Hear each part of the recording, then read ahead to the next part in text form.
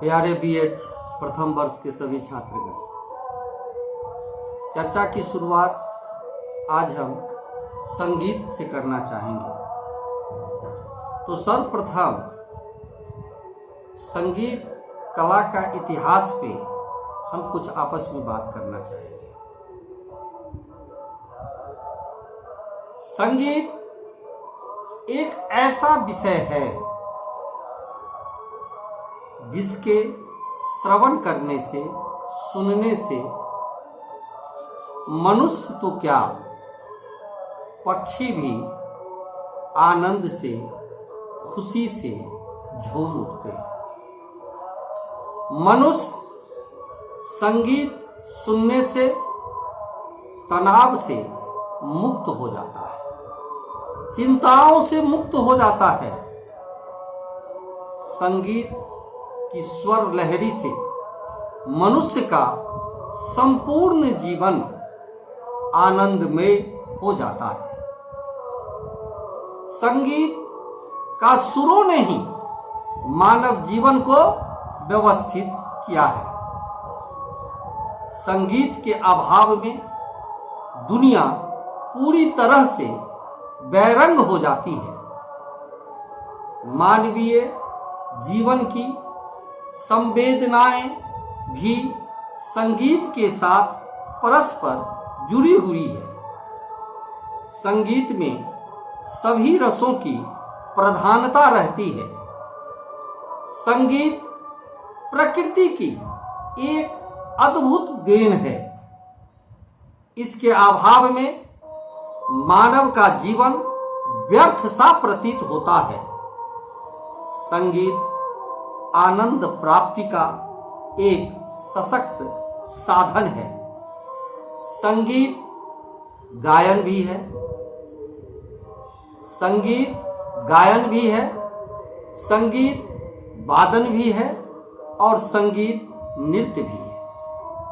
भारतवर्ष में गाए जाने वाले देशभक्त गीत हो, भजन हो, राष्ट्रीय गीत हो, ये सब के सब संगीत की श्रेणी में आते हैं।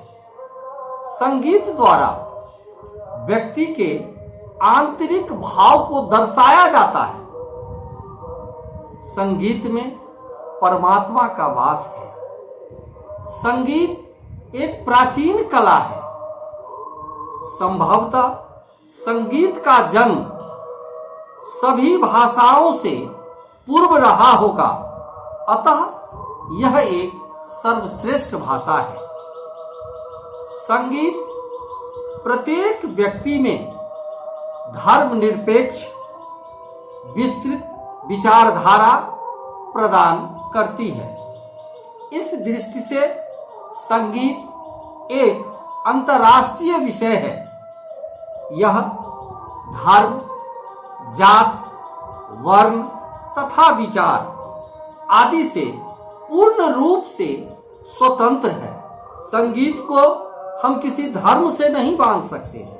संगीत को हम किसी जात से नहीं बांध सकते हैं। संगीत को हम किसी विचार से नहीं बांध सकते हैं। यह सबों से ऊपर है। अब संगीत विचारों की एक सार्वभौमिक भाषा है जो प्रत्येक व्यक्ति में तथा प्रत्येक स्थान पर देखने को मिल जाती है। प्राचीन काल से ही संगीत संपूर्ण मानव जाति को पूर्ण रूप से आनंद करता हुआ चला आ रहा है और आज भी संपूर्ण मानव जाति के लिए शांति प्राप्ति का एक विषय है। अगर हम संगीत को कला के रूप में चर्चा करना चाहेंगे तो हम यह कह सकते हैं कि संगीत एक कला है जो सभी व्यक्तियों में समाहित होती है। कला के क्षेत्र में भावनाओं तथा विचारों का बहुत ही अधिक महत्व है। अतः संगीत जो है वह भावनाओं से पूर्ण है। कर्णप्रिय संगीत व्यक्ति की आंतरिक विचारों एवं भावनाओं को पूर्ण रूप से व्यक्त करता है। सत्यम शिवम सुंदरम की अभिव्यक्ति का जनक अगर कोई है तो वह संगीत है। कला और संगीत विषय एक दूसरे से जुड़े हुए हैं।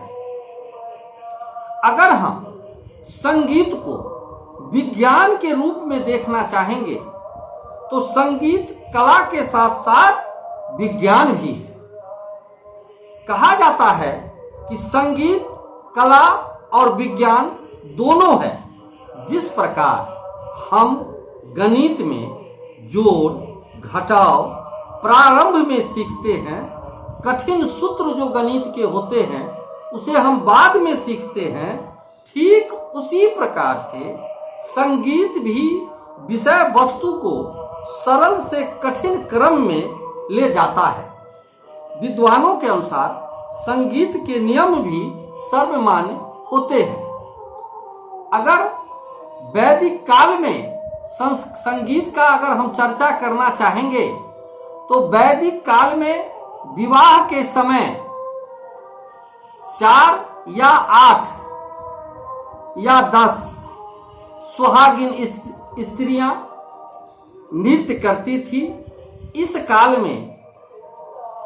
काल में गाए गए गीत को छठे दिन महाव्रत नाम का एक समारोह होता था। यह वैदिक काल की व्यवस्था थी। उसमें यजमान की पत्नियां बीन बजाकर नृत्य किया करती थी।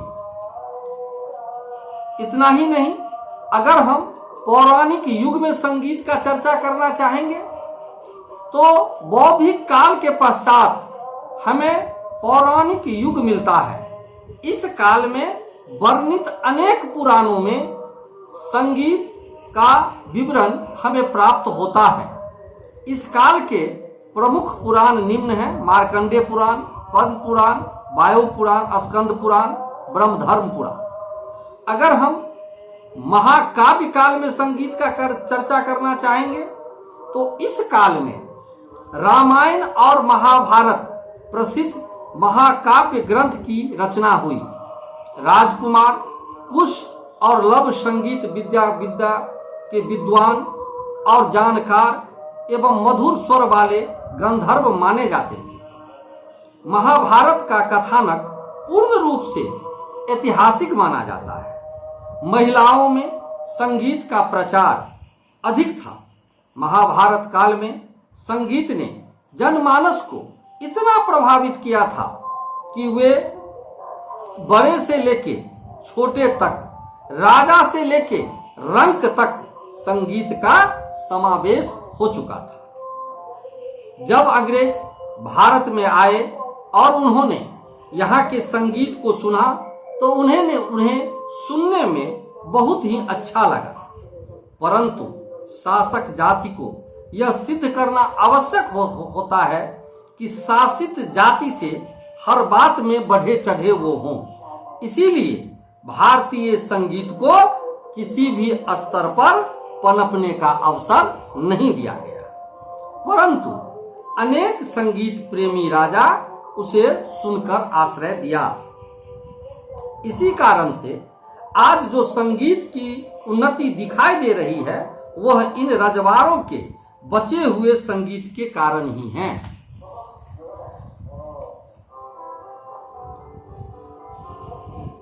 संगीत एक ऐसा विषय है कि अगर हम बहुत विचलित हैं, हमारा मन प्रसन्न नहीं है, हम दुखी हैं, बहुत गहरे सोच में हैं, अगर कहीं से भी अगर संगीत का किधर किसी भी कोना से अगर संगीत का मधुर स्वर हमारे कानों में सुनाई देता है तो हम सब कुछ भूल जाते हैं। संगीत मानव जीवन के लिए बहुत ही आवश्यक है। निश्चित रूप से हर बालक संगीत को अपनावें, संगीत को सीखें। संगीत उनके जीवन के लिए बहुत ही जरूरी है। इन्हीं शब्दों के साथ अब मैं अपनी वाणी को विराम देता हूँ। धन्यवाद।